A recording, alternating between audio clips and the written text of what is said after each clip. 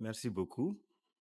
Depuis l'annonce par les plus hautes autorités, plus précisément le général d'armée Assimi Goïta, de décréter l'année 2025 année de la culture, Tombouctou n'a jamais cessé de travailler dans ce sens. Cette année, pour nous, Tombouctiens, est une opportunité pour la relance et le développement de la région de Tombouctou. Parce que nous sommes une ville culturelle, nous sommes une ville pleine d'histoire et nous pensons que c'est une opportunité pour nous de pouvoir renouer avec le bon vieux temps. Tombouctou, c'est une ville qui a toujours accueilli maximum de touristes. C'est une ville touristique, c'est une ville historique et c'est une ville qui regorge de potentialités touristiques énormes. Et notre développement économique repose essentiellement sur le tourisme. Donc, décréter l'année 2025, année de la culture, est une opportunité. Et nous avons saisi cette opportunité pour faire le maximum d'activités culturelles et l'impact est visible. Parce que nous avons organisé pas mal d'activités, des festivals La Saltareille, la caravane pour la paix, les symposiums, des conférences. Et tout ça a eu comme résultat le début de la venue des touristes qui ont disparu de Tombouctou pendant il y a déjà très longtemps. Et nous commençons déjà à sentir la présence des touristes ici à Tombouctou. Notre projet ici au niveau du conseil régional de Tombouctou, un participant, un drapeau, nous pensons que c'est exactement ce dont le Mali a besoin. Cette biennale est la biennale de l'unité nationale. Et l'unité nationale, pour nous, est symbolisée par le drapeau.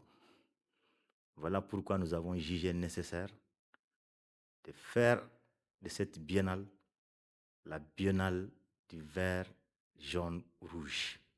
Nous sommes 25 millions de Maliens, nous sommes 25 millions de verts, nous sommes 25 millions de jaunes, nous sommes 25 millions de rouges, nous sommes 25 millions de verts, jaunes, rouges.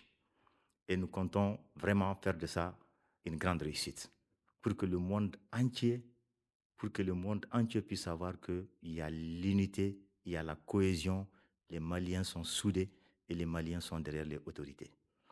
Tombouctou aux couleurs de nos valeurs. Voilà le slogan. Tombouctou aux couleurs de nos valeurs. Nos valeurs, c'est quoi? C'est le vert, jaune, rouge.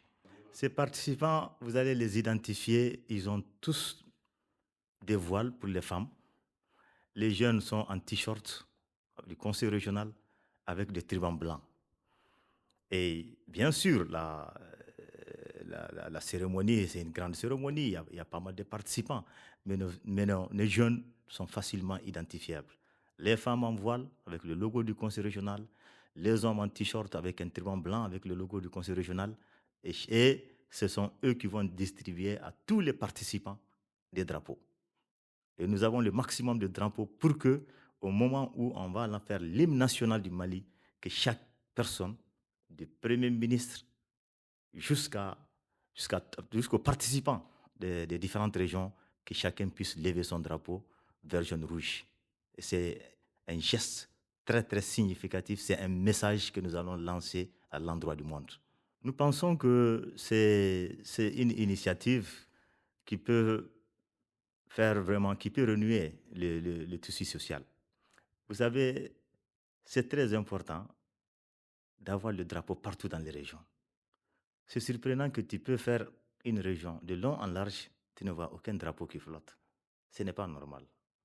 Les drapeaux doivent flotter. Ce n'est pas seulement en temps de fête, les drapeaux doivent flotter partout. Partout, qu'il y ait fête ou pas, le drapeau national, on doit les retrouver dans tous les coins des rues.